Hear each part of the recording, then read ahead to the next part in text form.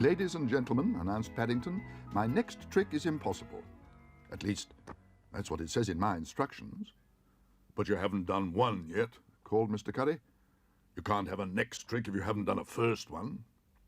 For this trick, said Paddington, ignoring the interruption, I shall require an egg. Oh dear, said Mrs. Bird, can't you use something else? No, said Paddington firmly. It definitely says an egg. I'm going to turn it into a bunch of flowers. If I can get my wand to work. I'd sooner you turned it into an omelette, said Mr. Curry. I'm hungry. Paddington gave the Brown's neighbour a hard stare. Mr. Curry had invited himself to the party, and the general feeling was that he'd only come for the free tea. The conjuring outfit was a birthday present from all the Brown family, and Paddington was having enough trouble as it was without Mr. Curry's interruptions. I think it's disgusting, hissed Mrs. Brown, coming to take the crumbs off a young bear's plate. He'll be lucky if he gets any crumbs off Paddington's plate. Paddington placed the egg carefully on the table and covered it with a handkerchief. I shall now say the magic words, he announced. Abracadabra. Hey presto. Bravo, called Mr. Gruber. Very good, remarked Mr. Curry grudgingly. All done by sleight of paw, of course, but very good for a bear. What's he doing with my daffodils? Asked Mr. Brown. Shh, Henry, said Mrs. Brown. I think he's about to do another trick. Well, I wish he'd hurry up, snorted Mr. Curry. I shall have another biscuit while I'm waiting.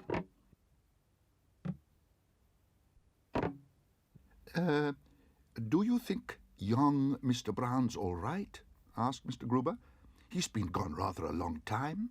No, cried Paddington, I'm not. It's all dark and I can't read my instructions. I think I'd better try my watch trick instead. Good, said Mr. Curry. I'm fed up with seeing things disappear. Perhaps I could borrow your wristwatch, Mr. Curry. You did say you wanted to see a new trick, said Judy. And you're the only person wearing one.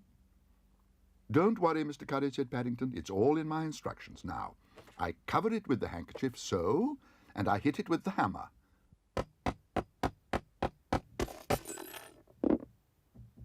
Oh dear. Oh dear? What do you mean, oh dear? What's gone wrong, Bear? Paddington consulted his instructions.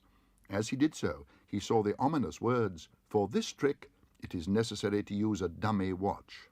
I think I forgot to say abracadabra, Mr. Curry, he exclaimed. Abracadabra? I'll give you abracadabra. That was a very valuable watch. 20 jewels. Shockproof. It doesn't look very shockproof to me, said Mr. Brown. And it's certainly not that valuable, said Mr. Gruber. I remember selling it to you 5 years ago, and you didn't pay much for it then. I think I found one of the jewels, Mr. Curry, cried Paddington excitedly. One of the jewels, bellowed Mr. Curry. What about the other 19? I've never been so insulted in my... What's this? I'm sitting on something sticky. Oh dear, said Paddington. That's my disappearing egg, Mr. Curry. It must have reappeared. Perhaps, said Mr. Gruber, you ought to disappear for a while, Mr. Brown. And while you're gone, I'll get Mr. Curry another watch. I've a whole box full in my shop. Thank you very much, Mr. Gruber, said Paddington. That sounds a very good idea. I don't think I shall reappear again for a long time.